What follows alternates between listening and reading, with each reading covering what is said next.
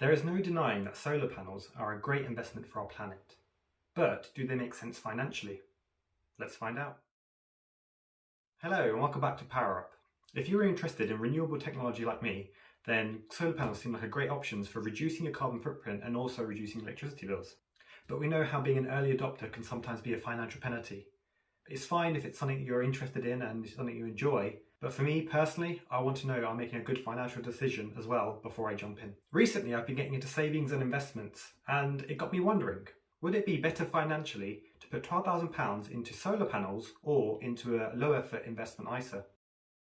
Let's look at how much money you could make from solar panels and how long it would take to get a return on our investment. Now, as a base case scenario, let's assume that with a solar and battery installation, we can provide 100% of the house electricity needs. According to Ofgem, a typical 4-bedroom house uses 4,300 kilowatt hours in a year. To meet that need, I've estimated that I need a 6 kilowatt hour array.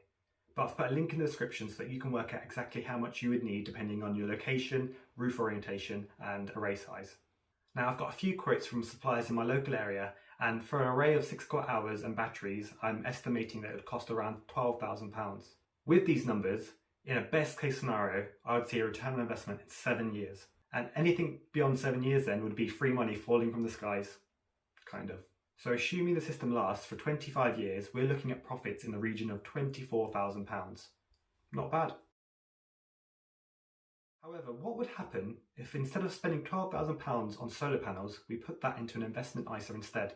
Let's assume we want to put minimal effort into investing, so we'll take a fully passive approach. The S&P 500 is a stock market index that tracks the top 500 companies traded on the New York Stock Exchange and Nasdaq. In general, the S&P 500 has a long-term, good track record of providing good returns, in the region of 9 to 10%. So if we opened up an investment ISA and put that £12,000 cash into the S&P 500 index, we would expect to see a return of £23,000 in 7 years. And if we leave that in there for 25 years, we're looking at return of over £121,000. So after subtracting the cost of electricity over that period, we're looking at a profit of £78,000. That is the magic of compound interest.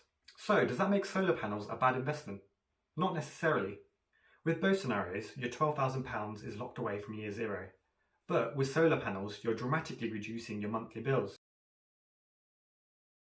So let's consider what would happen if you installed solar and then the money you saved from generating the solar, you directly put into an investment ISA account. With this method, the cash you'll have day to day would feel the same as the investment ISA option. After 6.5 years, you'll see a return on your investment of £12,000. So then any money you're adding additionally to that will help your pot grow quicker through cost averaging. It would take until year 16 to match what you'd have in the investment ISA if you'd put a £12,000 lump sum at the start. But if we carried on until year 25, we would have an investment pot growing to the value of £167,000. So after subtracting the cost of the electricity and the solar panels, we would be left with a profit of £112,000. Now that's more like it.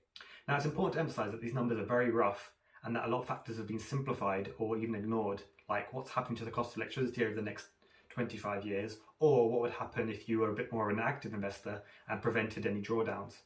I'm not a financial advisor, so I'd encourage you to do your own research into your own scenarios to see if this is something that might work for you. In my opinion, the hybrid approach is the best way to go. Not only does it protect you against the rising cost of electricity, but all your savings are then compounded into a bigger return on investment. But it only works if you're going to be staying in your home for at least 10 years, preferably longer. Thank you for making it to the end of the video. If you found the video interesting or valuable, please give me a like, and if you have any questions, put them in the comments below and I'll respond to all of them.